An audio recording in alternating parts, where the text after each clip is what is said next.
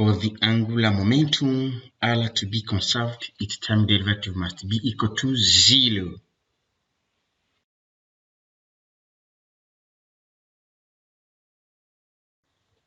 Now, let's find the time derivative of the angular momentum.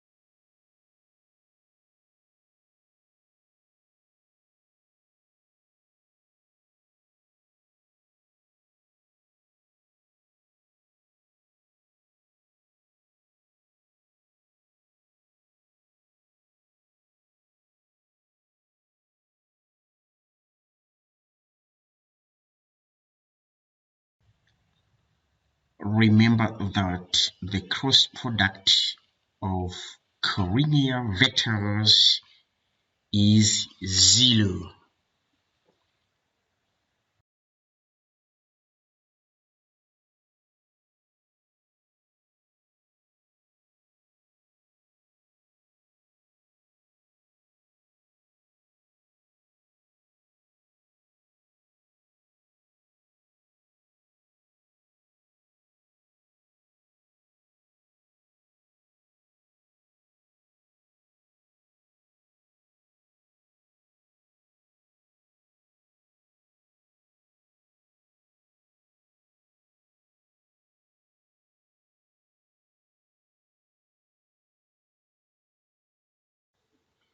Read the problem carefully and then solve.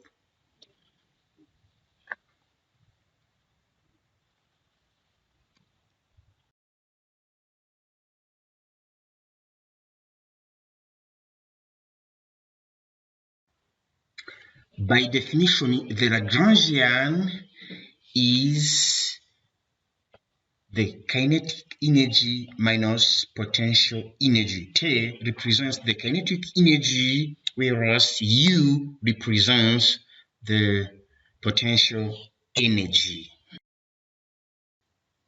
Now I have to write the Lagrangian in plane polar coordinates as asked in the problem.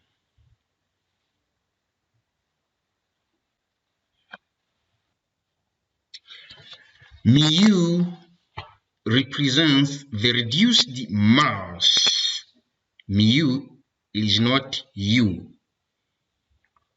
It is a Greek alphabet. Mu. Now I write the Lagrange equation of motion for theta and theta dot. You see, the theta is called a cyclic coordinate because it is not explicitly present in the Lagrangian. Remember, in differential calculus, the derivative of a constant is 0. This means that the time derivative of this expression in parentheses equals 0, meaning that it is a constant.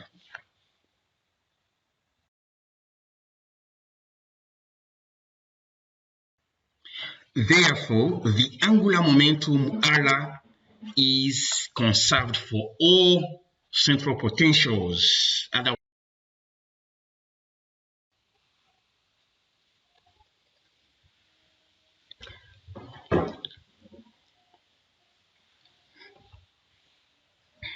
Now let's solve the problem number 3. First, we have to show that the angular momentum is constant in any central force, and therefore we will prove that the Kepler second law is valid for any central force. You know, in any central force, the angular momentum is constant. Allah represent the Lagrangian. Mu is reduced mass. You see, this Lagrangian is cyclic in theta coordinate. Cyclic means that theta is not explicitly present in our Lagrangian.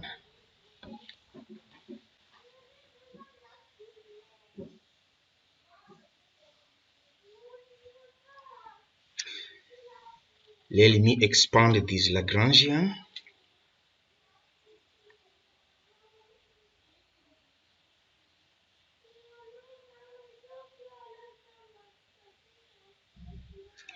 Now I write the Lagrange's equation of motion. Lagrangian equation of motion.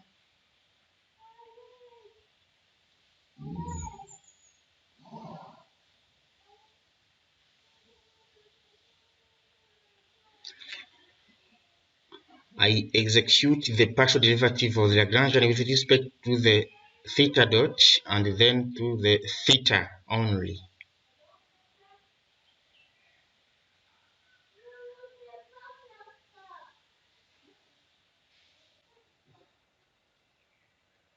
And now the value I got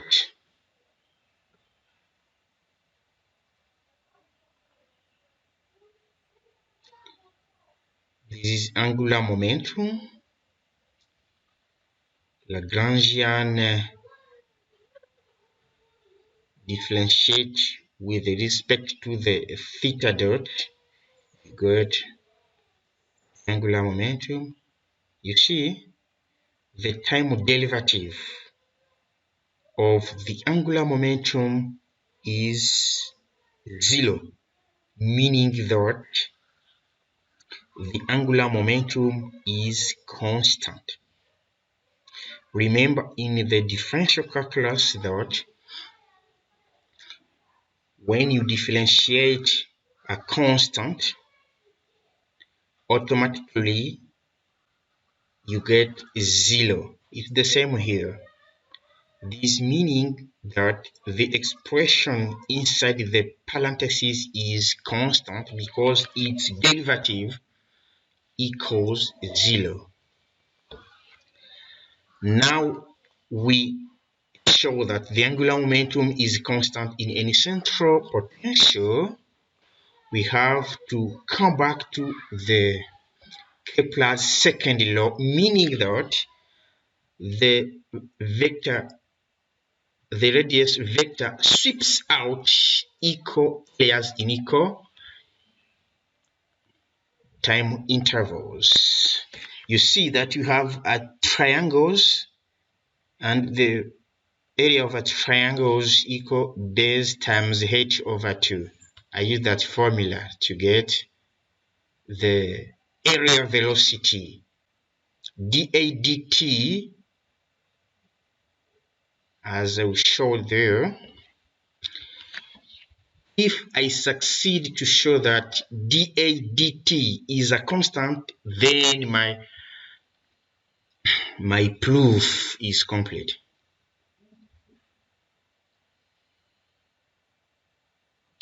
dA dt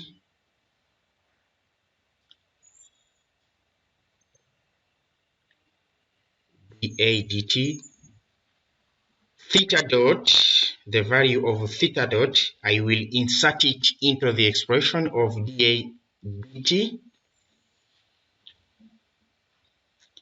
And now you find that dA dt, the area velocity, is directly proportional to the angular momentum, which is constant. Therefore, the area velocity is constant as required by Kepler's second law. dA dt is directly proportional to the angular momentum. This means that the dA dt is constant.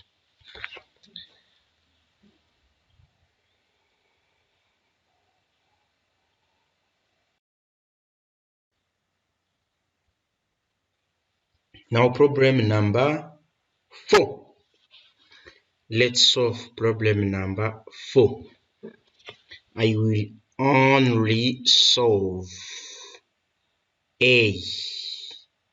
The other point are solved the same way as A because the process is the same. We first write the differential equation of the orbit or the trajectory. The differential equation of the orbit. You see, the second derivative with respect to theta, the inverse or the reciprocal of the orbit equation. I find that second derivative of the orbit equation we found in the differential equation like this, you see. And now I will insert it in the differential equation of the orbit. Look how I'm going to do it.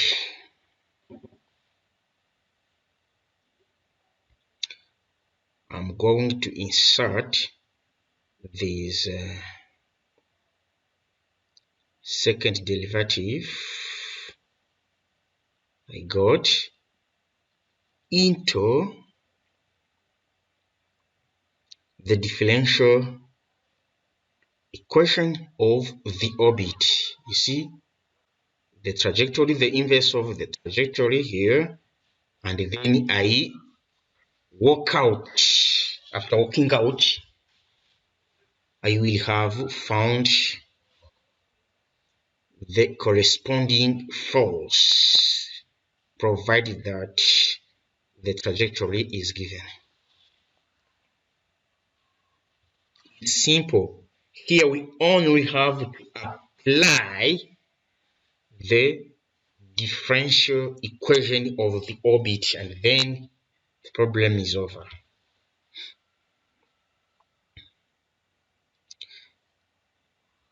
This is a simple algebra only.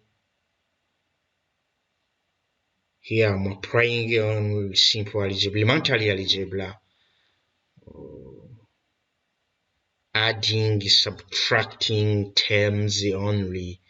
You see, some terms are cancelling out here,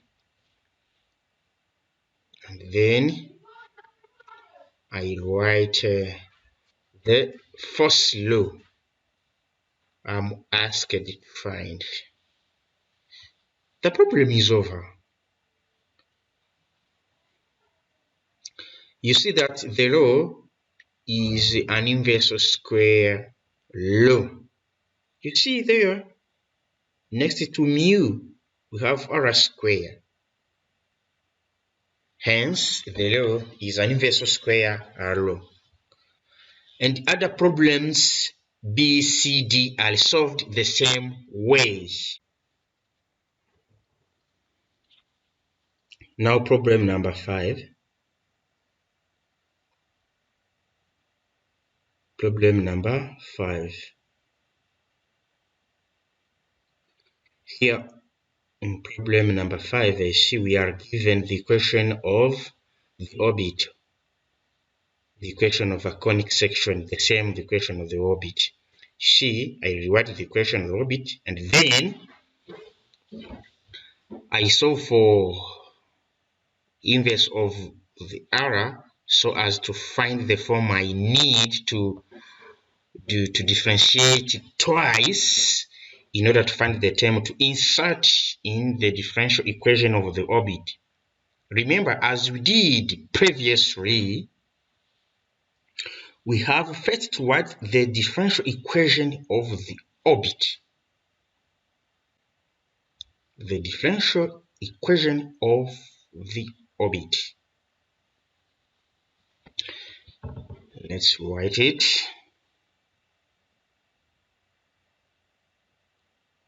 I'm writing the differential equation of the orbit, in which we find the second derivative with respect to theta. After finding that second derivative, I will insert the result into this differential equation of the orbit.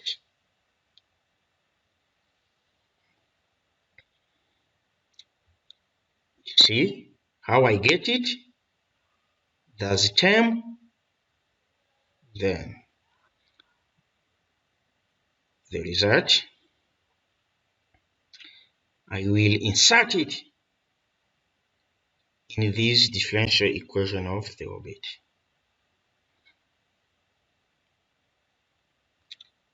Sorry, here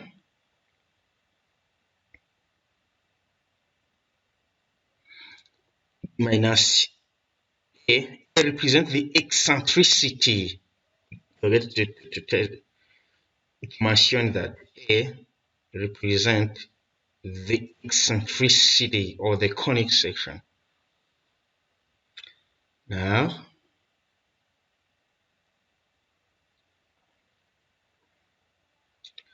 get minus r square. R is angular momentum, mu r square, r A over alpha.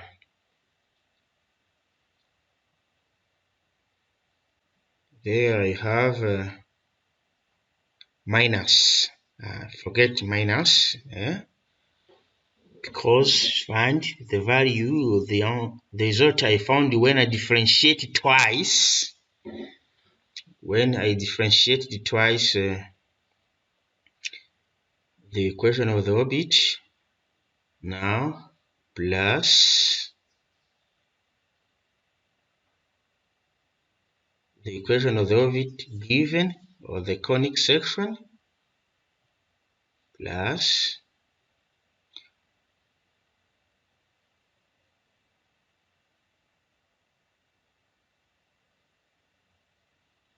one over alpha plus A over alpha cosine theta. Now parenthesis, brackets.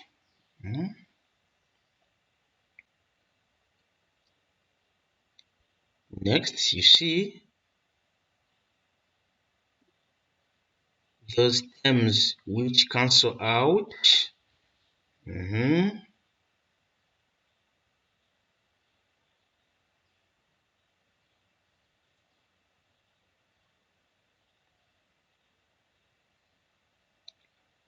Now you find that the law of gravitation, the law of gravitation is an inverse of square. After inserting those terms, trajectory,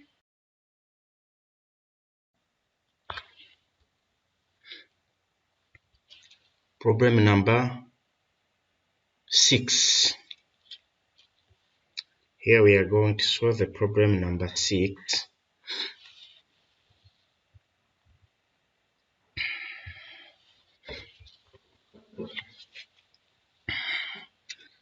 Express the total energy for a central potential in terms of only the radial coordinate and its derivatives.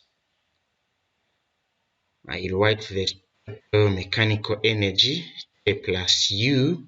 K is a kinetic energy, while U is a potential energy. I first write kinetic energy in a plane polar coordinates. Here we will use the conservation of angular momentum for this theta dot square.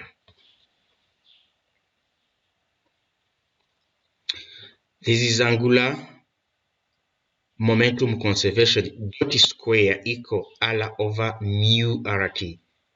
Dot square is r square mu square r to the fourth exponent. Now I replace theta dot square with its value here from the conservation law of angular momentum. I insert it into the total kinetic energy in order to express the total energy in terms of only the radial component.